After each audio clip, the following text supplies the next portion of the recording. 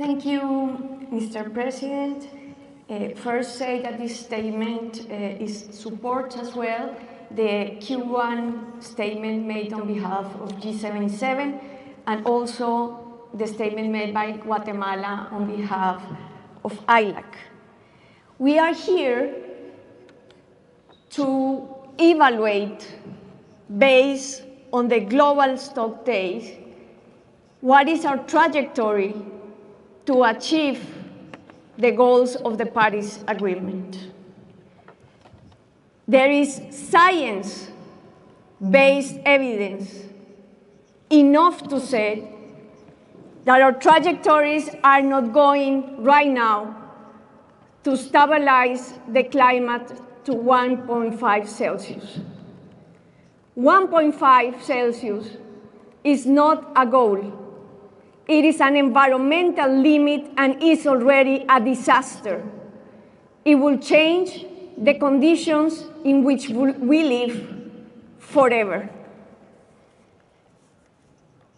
The UN Environment Programme, in its production gap report, has clearly stated, as well as the IPCC 6 report, that the burning of fossil fuels is responsible for 86% of emissions. Thus, the answer that as a multilateral system we need to give our citizens, and especially the most vulnerable ones, is to reduce the burning, production, extraction of fossil fuels. If we want to be serious about stating that we will stabilize the climate at 1.5 Celsius. However, although under the Paris Agreement and these COPs, we have set targets to reduce emissions, when we see the top 20 producers of fossil fuels, their plans are to double the production. This will take us in 2030 to an increase of 460% of coal extraction, 29% of oil, 82% of gas, compared to what we will need to be consistent with the 1.5. In this situation, adaptation will not be possible. We will overpass the carbon budget, and we will be moving to a world of loss and damage. Adaptation is possible at a limit of 1.5. Beyond that, we will be counting loss and damage. Thus, based on this global stocktake, which is our duty to evaluate and take seriously, based on science reports and the UN system that we all finance are part of, Colombia respectfully wants to invite the parties to commit to the phasing out of fossil fuels and to commit to the 2030 goal of reduction of emissions. Unabated fossil fuels could be something we can talk about after 2030. But if we don't achieve the 2030 window, we cannot say to the generations that were already born in this century that the climate will be stabilized at 1.5 Celsius. The adaptation goals should be released at this COP.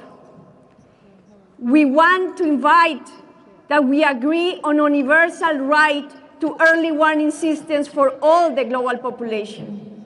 This could not be only financed to the most vulnerable countries.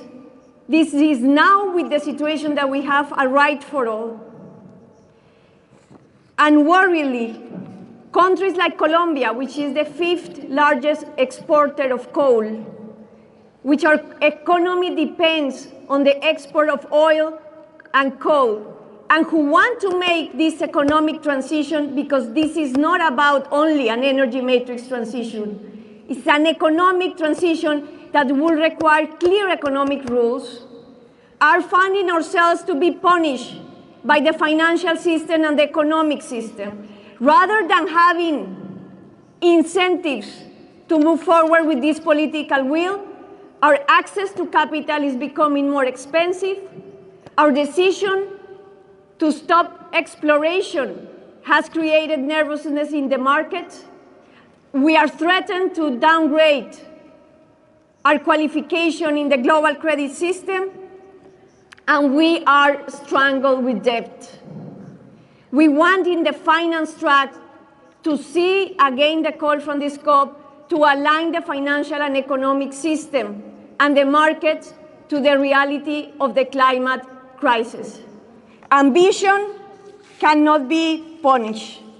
Finally, Mr. President, we want to call to speak clearly together in solidarity on the elephant in the room, which is the difficulty to make this economic transition and leave fossil fuels. It is an unprecedented change, and we need the right economic conditions, and we think that multilaterally we could agree on that. In terms of process, we would like all of us to be included in all conversations, that there will not be closed rooms, that if a party wants to go to a discussion, it has access, so that we can build together the best outcome for the scope for current and future generations.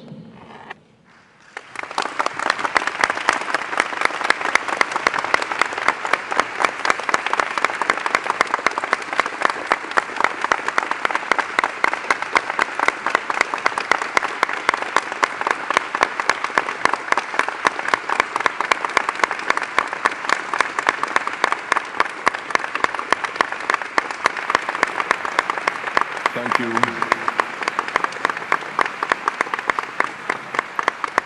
Thank you, Colombia, for your statement. Allow me now to invite India. India, you have the floor.